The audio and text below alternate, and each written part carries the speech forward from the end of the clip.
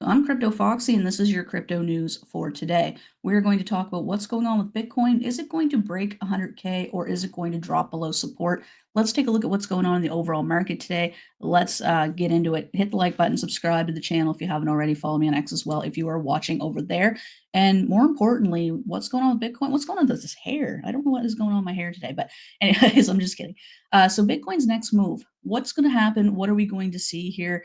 Bitcoin's been consolidating, we know, for quite a while. It's been, fluctuating between that 93 and a half to 100K area. And it's been, the volatility hasn't been there, right? It's been just kind of up and down in that short window and just kind of not really doing a whole heck of a lot of anything. And 96,480 is a critical level. It may determine the next price breakout, and we are going to watch that level very closely. So volatility, like I said, remains low. Major support is shown between 91 and 93K. And traders who are looking to basically, entering positions for Bitcoin are watching this very, very closely because this could determine where we end up next. So Michael Vanderpope has this really cool chart here. I'm actually going to pop over here to his X post. This is the actual post that he's made. Bitcoin's volatility is draining down the entire month. Bitcoin has been moving between 93 and a half and 100K. No volatility, keeps going down. A big move is happening in the next 1 to 2 weeks.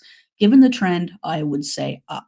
And Michael Vanderpope is a very prominent trader and analyst in the overall space, right?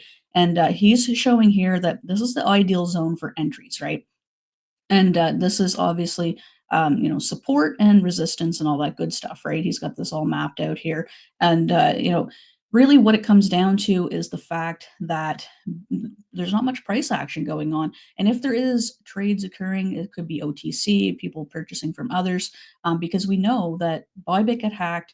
They had to purchase a bunch of Ethereum, but it didn't really reflect on the price. And why is that? Well, a lot of the times what they do is they can purchase from other people, right? So it doesn't necessarily affect the price. It's more like it's moved from one place to another, right? Like say I'm a big whale and I'm not looking to offload my Ethereum and they're looking to buy some. I'll give it to them and then they basically pay me and voila, right? So it doesn't really affect the price because there's no real new Ethereum being purchased. Well, that's kind of what's going on here, in my opinion.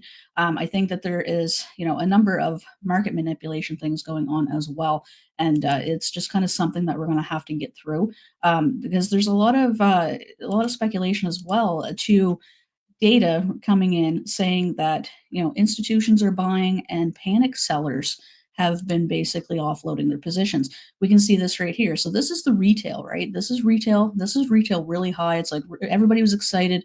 Everybody was getting very, very comfortable with crypto. Everything's going to the moon, that sort of thing.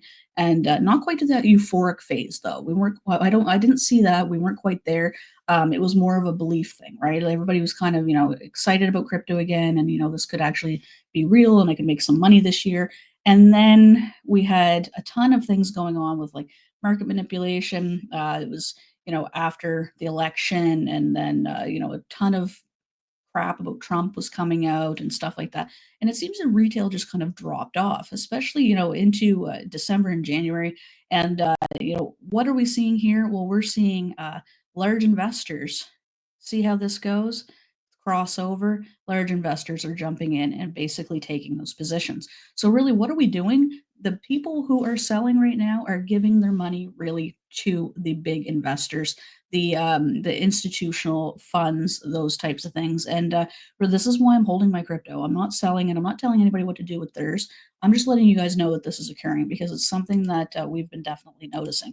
And this also is another valid point, another nail in the retail coffin, so to speak. Market making giant Citadel Securities is to explore crypto liquidity services. And this is contingent basically on Trump support. Citadel Securities is the leading financial service provider and trading firm, and it's setting its eyes on the crypto market making business. The firm plans to become a liquidity provider on major exchanges like Coinbase, Binance, and Crypto.com. Their commitment level may vary depending on how regulations develop in the coming months, and their previously cautious approach to crypto is evident. Like they weren't really willing to jump in until basically pro crypto government has taken over, right?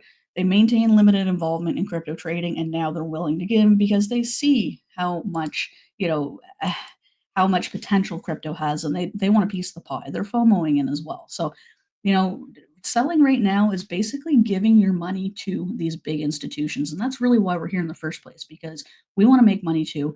Stock market can be difficult. Stocks can be really hard to make money on unless you already have money, and a lot of us don't already have those big funds. We don't have those big pocketbooks, right? So, selling my crypto right now does not make sense to me, and that's just where I'm at. So that's what's going on with crypto today. I'm cryptoFOXXY. I just want to thank you so much for tuning in, and I'll see you in the next one. Peace.